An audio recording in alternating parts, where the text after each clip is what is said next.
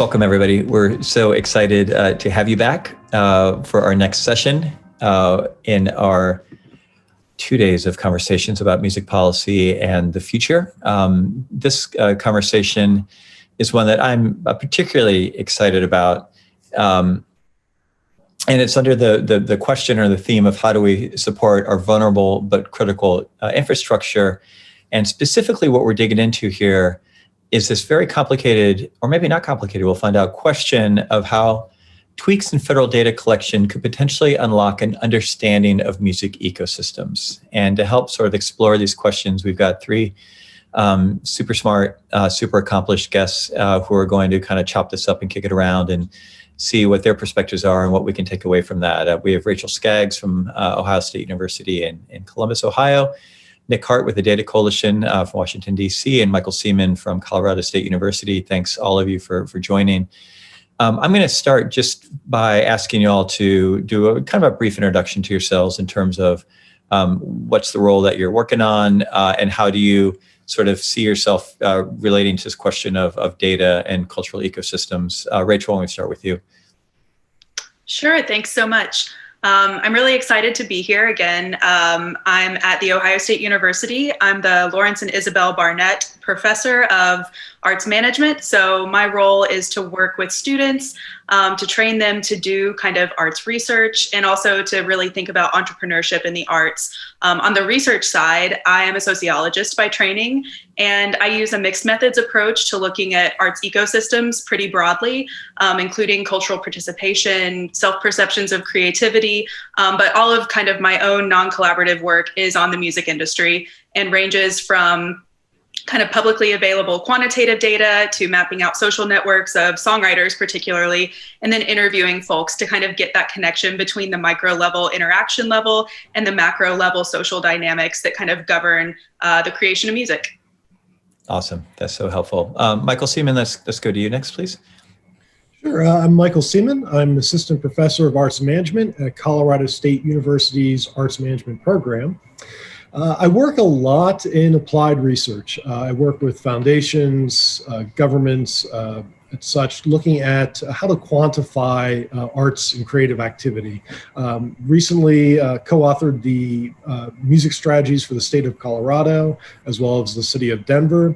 I've also worked and completely authored their creative economy strategies and reports. And most recently, I looked at the devastation on the creative economy nationwide due to COVID-19 with my colleague, Richard Florida. Thanks, Michael. And Nick, welcome. Why don't you talk a little bit about your background? Sure. Well, thanks for the invitation to join today. So I run an organization called the Data Coalition, which is a business association that operates predominantly at the federal level of government and brings the expertise that exists on the outside of government into government, really just encouraging that we have at national level coherent data policies that include things like access and quality and ultimately the usefulness and usability of government information. So we cover a lot of themes from open data to evidence-based policymaking. By way of background, I spent most of my career working inside the White House as an analyst at the Office of Management and Budget, learning the ins and outs of what works well in government, some things that maybe need a lot of improvement. But I spent most of my career trying to get government's data policies to make sense. And there's a long ways to go here, so we can talk more about that. Awesome. So why don't we start, and I'll kind of throw it open for Rachel and Michael. Either you'd kind of jump in on this first so you can tag team a little bit, but talk a little bit, if you could, about, again, this whole big, broad question. Let's start at 10,000 feet. Just the issue of, so if we take as a presupposition that our community has been actively engaged for a couple of decades and trying to make better, more knowledgeable decisions about what we can do through policy or other initiatives to help support our local cultural ecosystems, and that we want data to help answer that, to help sort of have a quantifiable understanding of what our scene is, so we can then make some interventions. What are some of the sort of challenges or opportunities, just from a starting point, when you're asked to, whether Michael, it's you in Colorado, or Rachel, the research you're doing, what is, kind of for a layman or layperson, what is a starting point in terms of the status of data? Like, what are you looking at? Where do you get the data? What kind of data is available? Well, I think we both use a little bit different types of data. So maybe, Michael, you could talk about the type that you're typically engaging with, and then I'm pretty sure that mine's a little different, even if we go to similar sources. Sure. Usually labor market data, and often I have either access to EMSI, which is a data aggregator, or if I'm doing something like an economic impact study, I'll be using IMPLAN, which is an economic model. I very rarely anymore go directly to a federal government source. And I don't know, Rachel, if you're using EMSI at all, or you I'm not. So when I do occupational research, I'm generally collecting my own data. So for me, if I'm looking at who is a successful songwriter, who's a successful artist, I'll look at the Billboard charts and a variety of other measures of success to see which songs are successful, and then work back from that, looking at measures of critical success, critical acclaim, peer success, and that sort of thing. But no, I'm not typically going to the labor market data. But I do also look at, in the kind of public art world, information from NADAC, the National Archive for, I wrote it down because I always just call it NADAC, National Archive of Data on Arts and Culture. Most of the data that I use from there, I don't get from there. It's through kind of partnerships with other folks, but that data is public and speaks more to arts participation, and music is frequently part of that. So if we're expanding our view of what music looks like in communities past kind of my side is the Nashville side of things. So when I think music, often I think country music, but clearly there are local patterns that are happening, and you can kind of get in on that with the data from NADAC also. And Michael, speak a little bit more about, so help define labor market data. What does that mean in practice? Sure. Most of my projects, I have someone come to me that really wants to know, how big is our music ecosystem? And that then begs the question, well, how many musicians do you have? How many people do you have that work at record pressing plants? How many people do you have that work in radio, and so forth? That is all collected by the government to varying degrees, and then collected and what they would call, if you're looking at the industry level, you would say NAICS codes, or a North American Industry Classification System. And so you'd have a NAICS code for record production. So you could say, well, I know that 100 people work in record production in this region. If you are looking and you're thinking, okay, well, now I just want to know about the people that are just truly artists, then you would look at a SOC code, which is a standard occupation classification, I believe is the term. And that's the government's way of looking at exact people. So you could have, and this is outside of music, but you could have a graphic designer that works for herself, works in a graphic design firm, or works in aerospace, but that SOC code follows that graphic designer. If you're looking at NAICS, you're looking at an entire industry. So you would look at an advertising firm, and you would have that graphic designer, art director, but also maybe an accountant, maybe a receptionist. So by looking at that at two different angles, you can see how the scale and scope of, let's say, a music ecosystem. And that is a great thing, but it also presents challenges.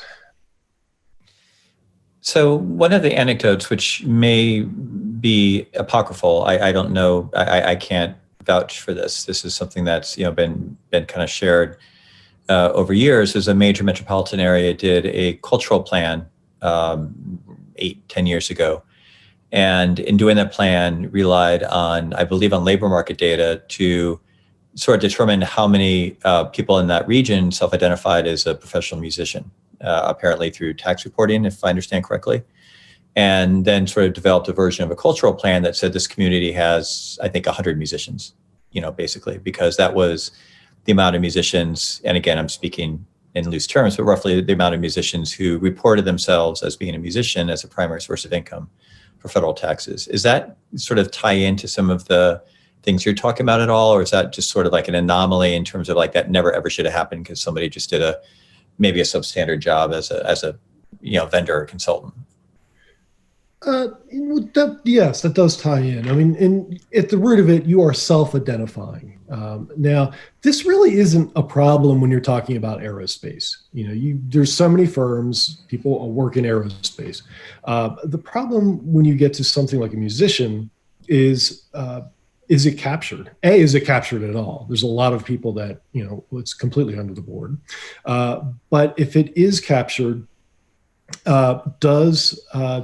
you're working you're probably a self-employed or getting 1099s, you're a contract worker, so you're not eligible for unemployment, so you may not be captured in these standard ways, so you can be not captured. If you're just looking at federal government data like the BLS, they have the contingent workforce supplement, which if they had more funding, from what I understand, they would be able to have that basically survey administers quite often and capture a lot of these people that are gig economy workers. But unfortunately, that's not the case right now. So, if you're just going to the federal government, you may miss a lot of these people that are basically musicians that are self-employed.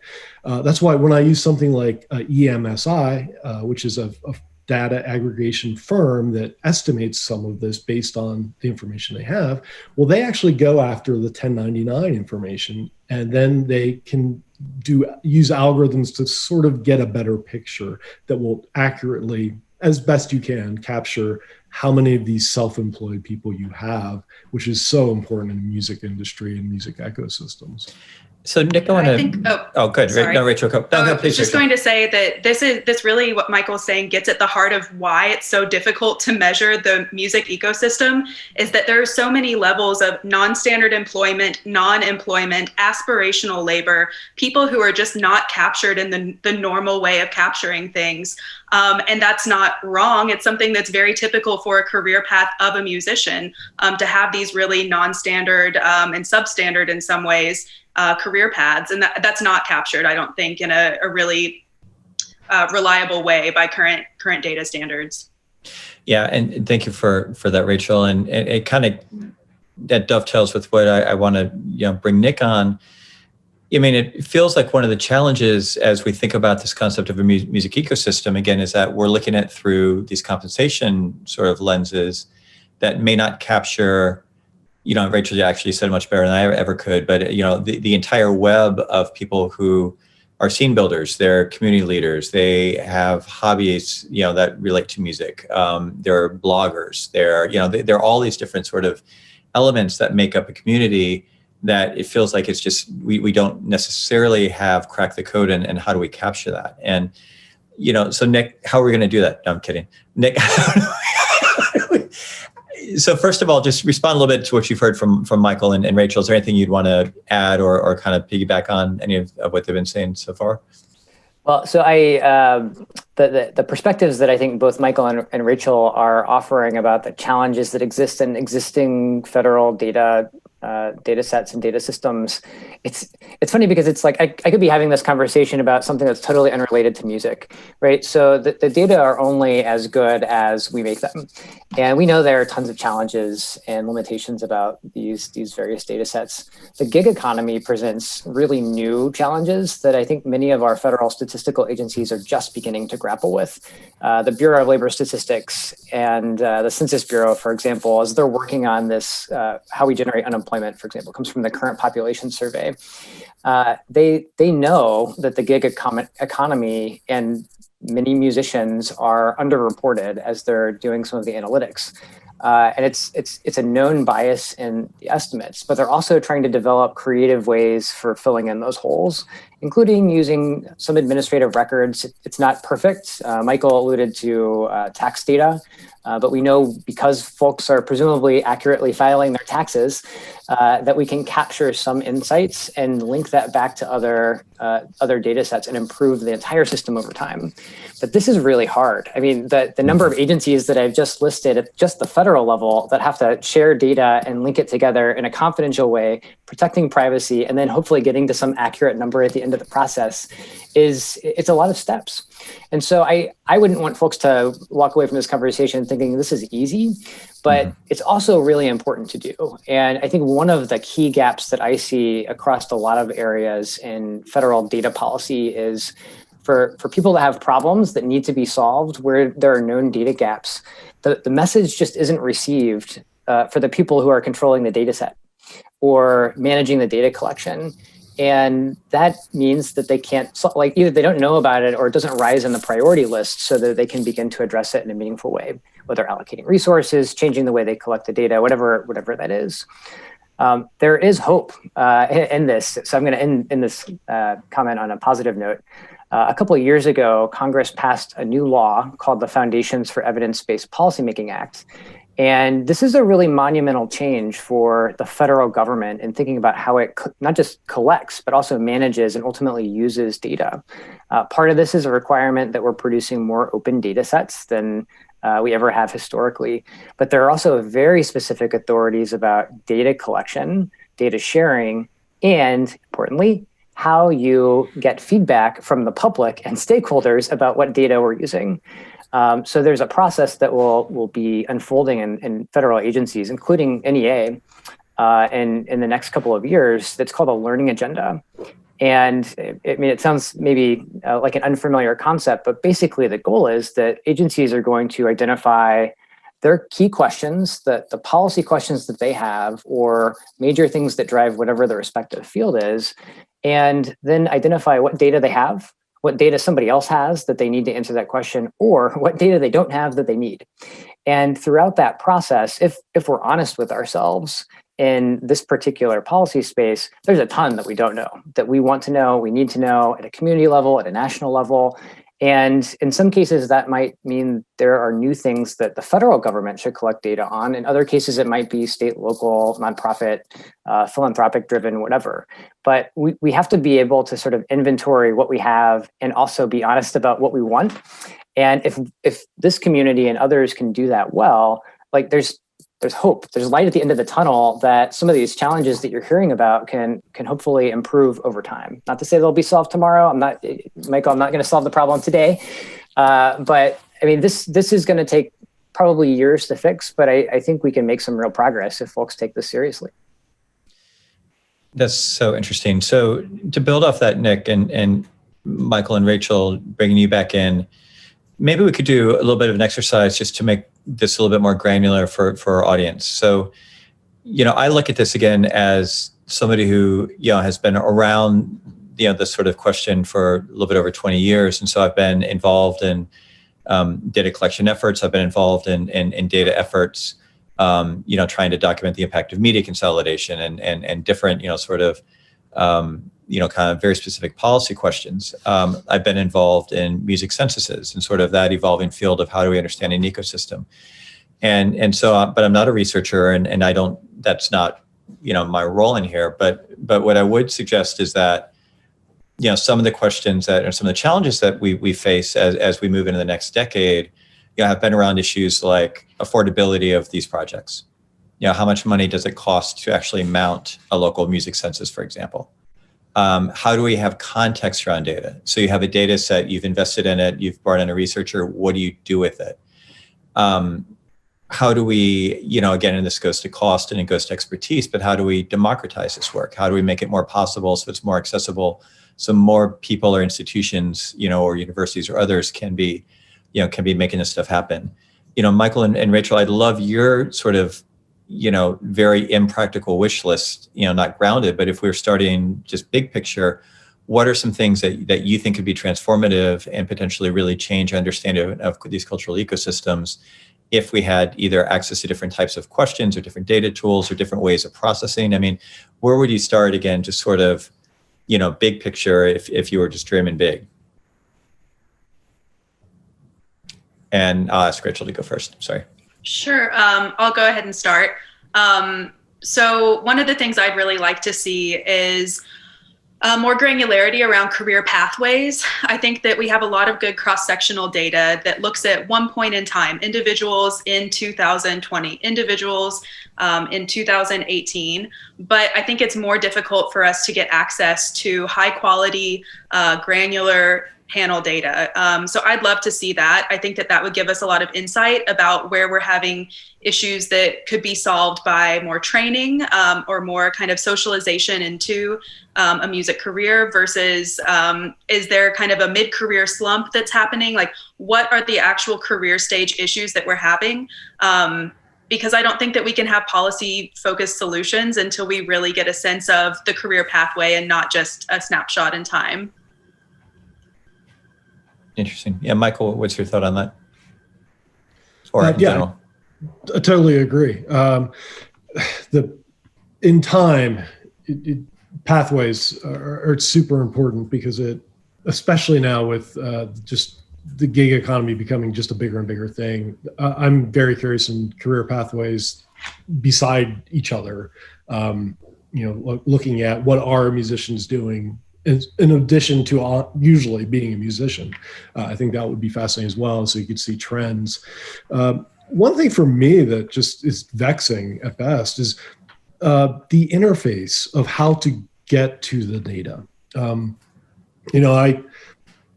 I work on these studies, and oftentimes I'm brought in, and I would say this is true for probably just about anybody who's also a consultant or someone who works with cities, because it's really hard to access the data and to make sense of it and such.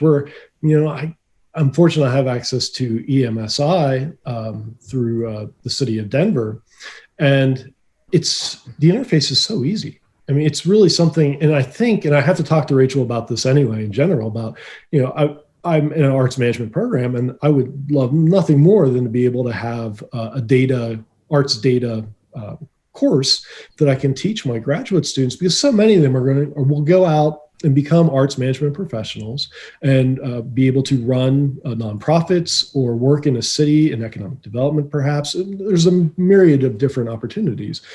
And one thing that I would love to impart on them is like, look, this is how I do these studies. You can do this. It's not rocket science. It's just a matter of like, I can teach you the framework, and then here's how you get the data.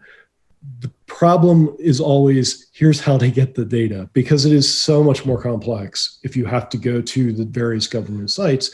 And I sit there and think, as I'm working within EMSI or something like that, why is it so easy to get the data this way when in fact it's not like they're inventing data, but they are somehow pulling it together? Now, granted, that comes with a hefty price.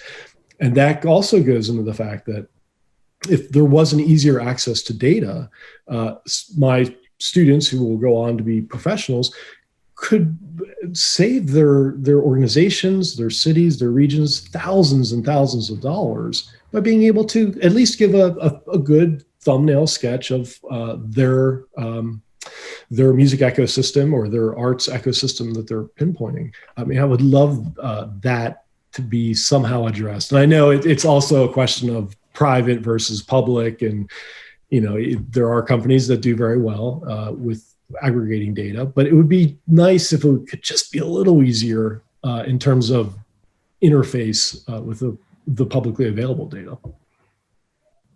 Nick, what do you think of that? So it's no secret, there are solutions that exist to this precise problem.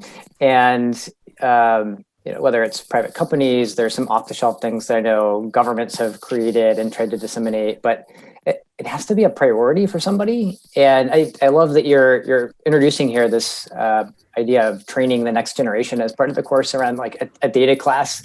So I'm married to a professional musician, and she probably wouldn't think much about the data unless she was married to me and had to hear me talk about it all the time.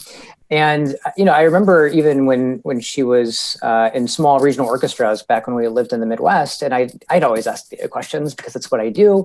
And I would get these like blank stares of like, well, why would you ask us that question? And so this is sort of a multi-pronged problem where you not only have to have the systems in place, but you have to have somebody that's asking for the information in the first instance.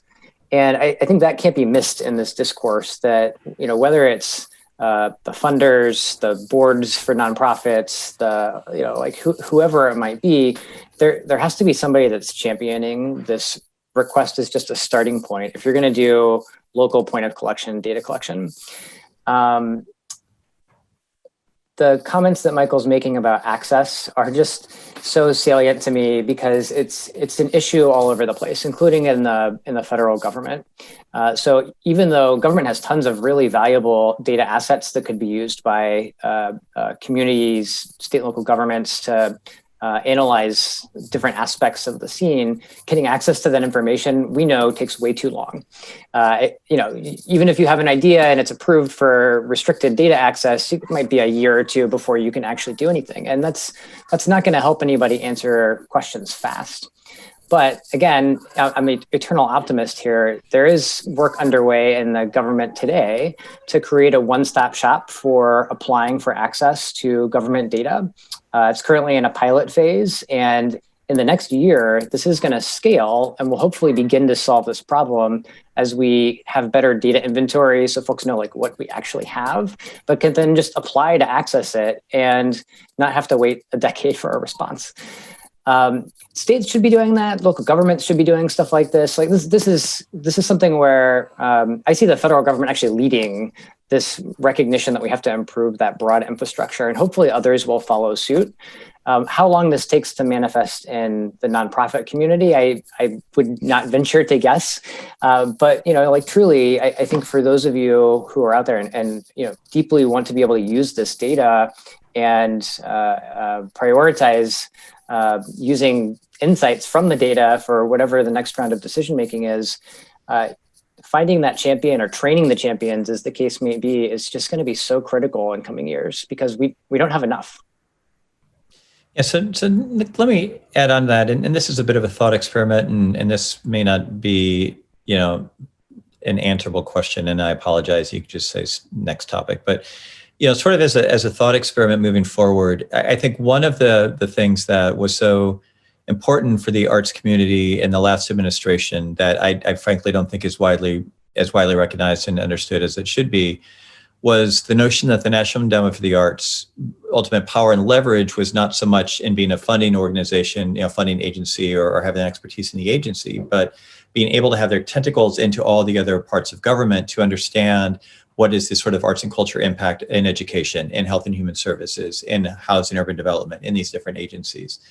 And I fully anticipate in the next administration, we're going to go back to more of those philosophies of the sort of intersectionality of all the federal sort of programs and vision and how all these pieces connect. And I would like, our community to be sort of thinking about the fact that all of these conversations are going to essentially have a data and a metrics piece to them. But it feels like we're probably not at a point to really have our head around what does that look like in practicality. So again, just in our conference this week, we're talking about the power of these unbelievably inspiring and transformative nonprofit organizations that are youth focused, looking at youth empowerment through music. What is the sort of metrics and data strategy around understanding the impact of that?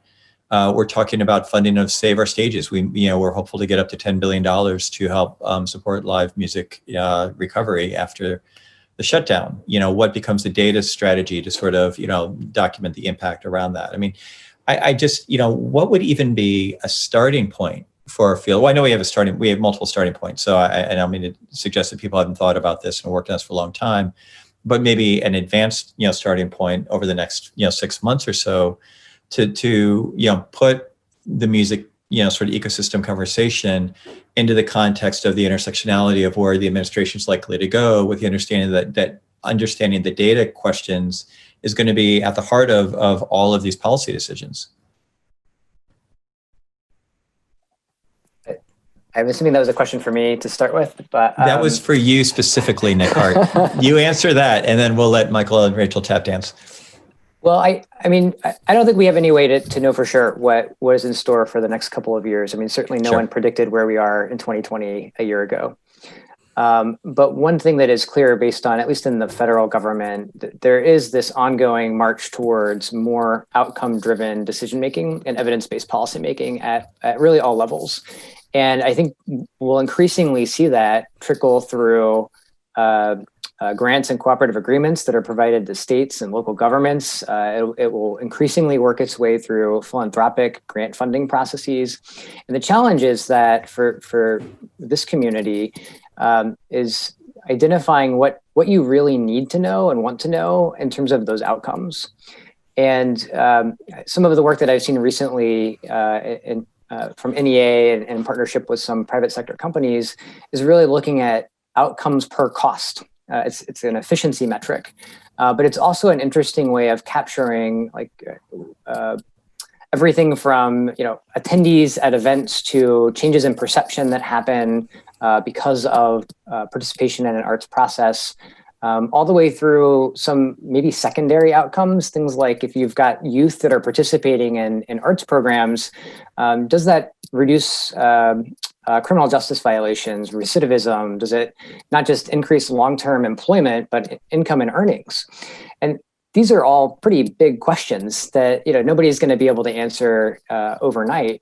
But if you know and have a sense of where those impacts will be, and can also align that with the goals of these programs, we can measure those things. We can plan evaluations at the outset of programs when they're being implemented, and make sure that we're collecting the right data so that whenever appropriate period of time has passed, we know the answer. It's a lot harder when you are at the very end of a program and you say, gee, it would be nice if we could answer this question. If you never collected the data, then there's no way to answer it. Or we just have to guess, right? So, I would stress here that, thinking about those big, wicked questions and how these different arts and cultural activities affect people at the end of the day as part of their communities is going to be really central to fitting in this broader narrative that our country is certainly going to have in the next several years about impacts of all manner of program. I think, sorry, I'm running from a sunbeam right now while I try to speak to you all. Where'd she go? Yeah, here, I'll try to reorient. But kind of getting at what Nick was just saying, and I think Michael was also referencing this a little earlier, thinking about researchers being involved on the front end of projects makes such a huge difference in the quality of the data that's collected.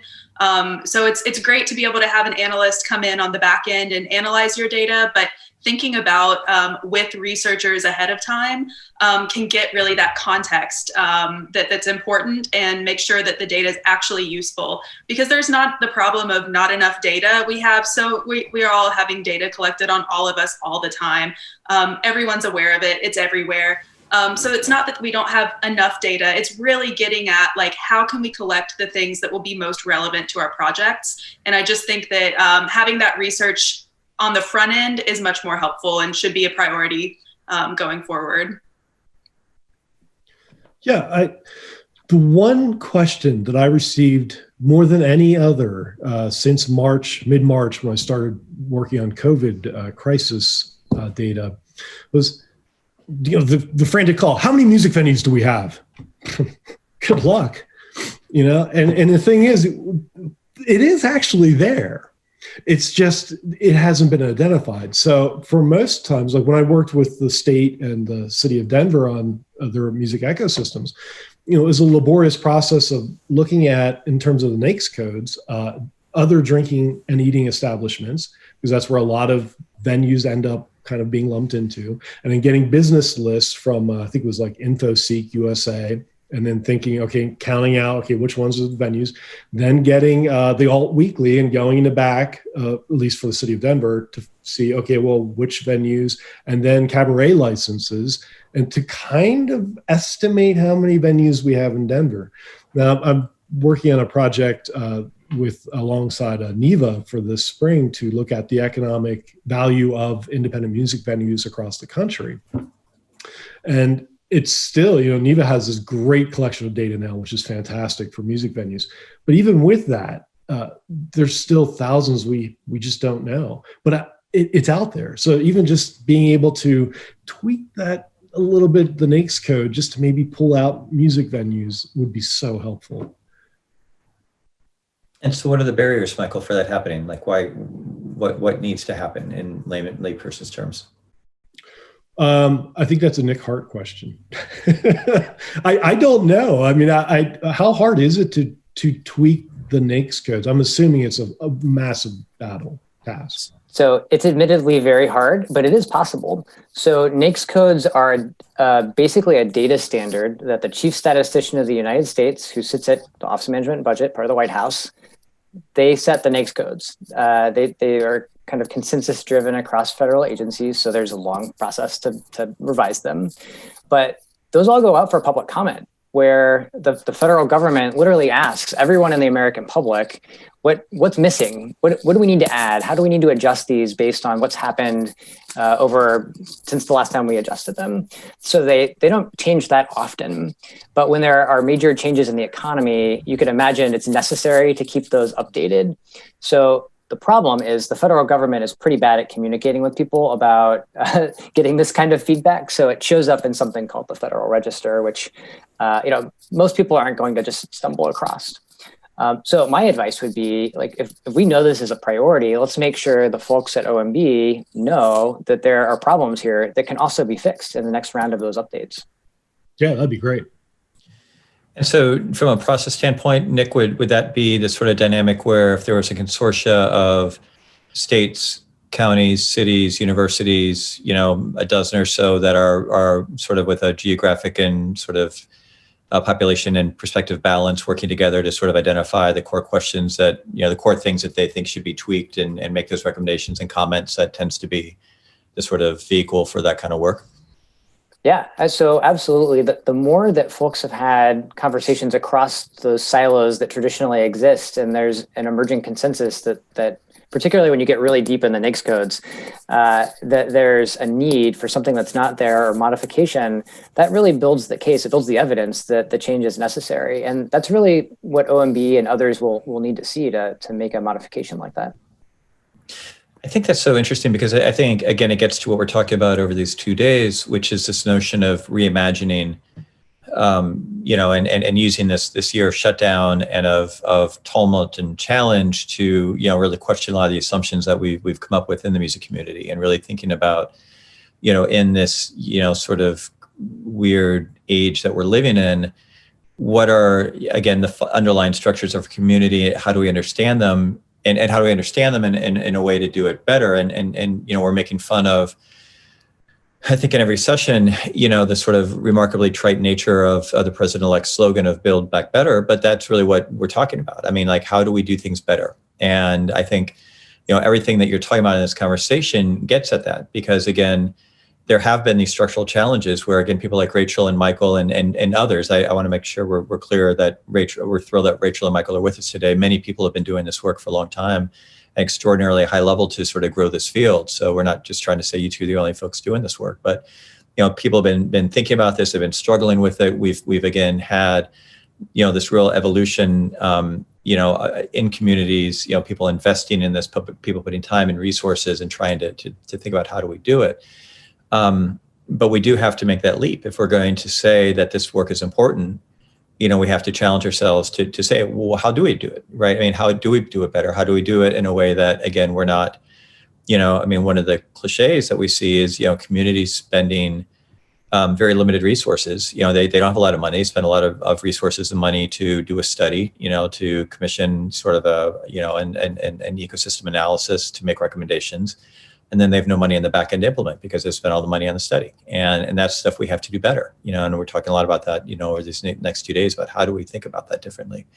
But I think this notion of this direct engagement, again, Nick, I think what you're bringing forward is that, these are public processes, at the federal level that are, have comment periods, that have review periods, that in many cases, I can't speak to the specifics of this one narrow question around the codes, but in many cases, in my experience, federal agencies are very happy to put on symposia. They're very happy to do convenings and events and opportunities to have public engagement, because they're not doing just checking boxes, to say, well, this is what we have to do under the Administrative Procedures Act. They actually want to do the work better. And again, we've seen visionaries at the Copyright Office do really great work around sort of intellectual property over the last couple of decades. You've seen the Federal Communications Commission did a roadshow, in the early 2000s to try to get a better understanding of media consolidation and the impact on the music community. I mean, policymakers have done this.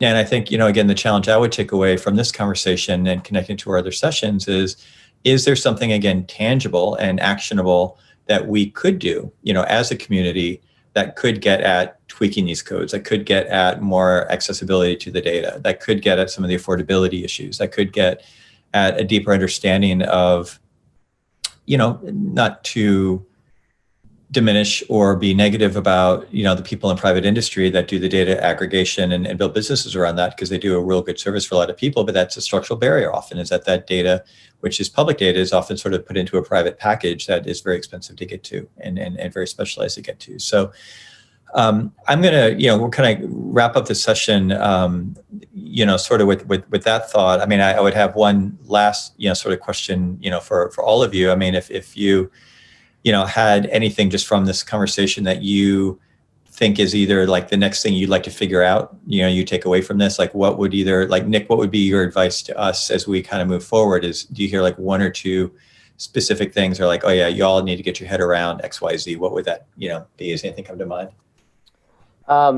So I guess I would not be too specific in my advice, but there are a couple of things that I would encourage that are all about participation in the government processes, to the extent that you want government data to improve to support the field. The learning agenda concept that I already mentioned, like NEA will have a learning agenda. So definitely giving advice to them about the things that you want to know, or even the data that folks have that can be useful as an input would be ideal. They're also required now to have a chief data officer. And if folks want to talk about data issues with somebody in the field who works in government, that might be a good person to reach out to. And then, beyond that, as government is trying to also struggle with just a whole host of data issues.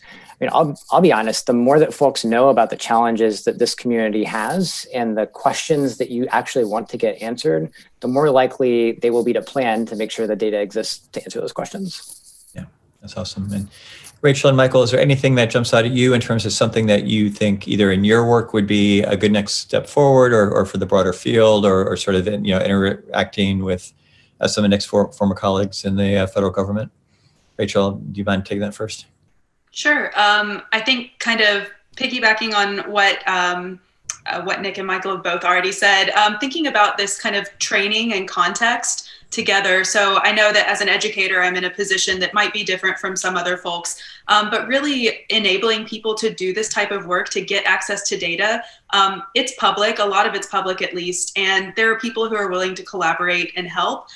So I think just becoming more aware of the local context of data collection that one's music scene is residing within is key to moving forward in a way that makes sense and gets at what you're actually trying to get at with the work. Awesome.